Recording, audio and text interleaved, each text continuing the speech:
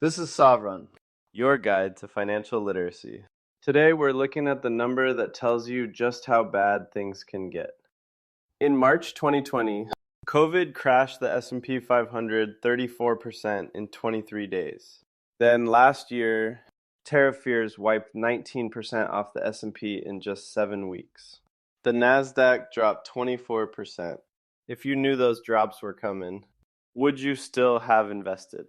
That question has a name, max drawdown.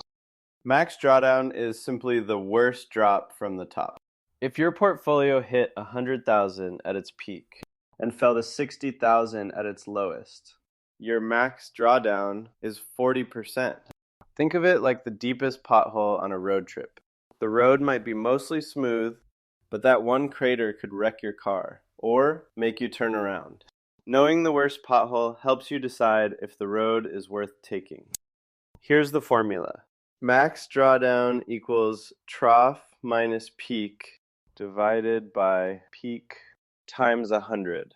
Let's say your portfolio peaks at $100,000, then drops to 65,000. Step 1. Subtract 65,000 minus 100,000. That's negative 35,000. Step 2, divide by the peak. Negative 35,000 divided by 100,000 equals negative 35%. That's your max drawdown. To give you some perspective, the S&P 500 fell 56.8% during the 2008 financial crisis. The Nasdaq crashed 83% in the dot-com bust. COVID's drawdown was 33.9%. And the 2022 bear market hit 25.4%.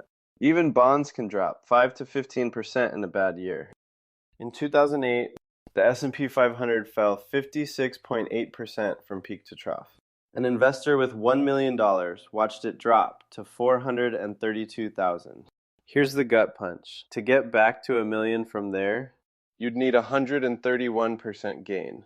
That took until March 2013. Over 5 years. Many investors sold at the bottom and locked in their losses permanently. Here's what catches people off guard. A 50% loss requires a 100% gain just to break even. And it's not just the depth, it's the time. A 20% drawdown that takes 5 years to recover can be worse than a 30% drop that bounces back in 6 months. Before you invest, know the worst drop you're willing to stomach, because it will come. And max drawdown isn't just for portfolios. Engineers use it for structural stress testing, athletes track performance dips, businesses monitor revenue drops during recessions. Follow Sovrun for more financial insights.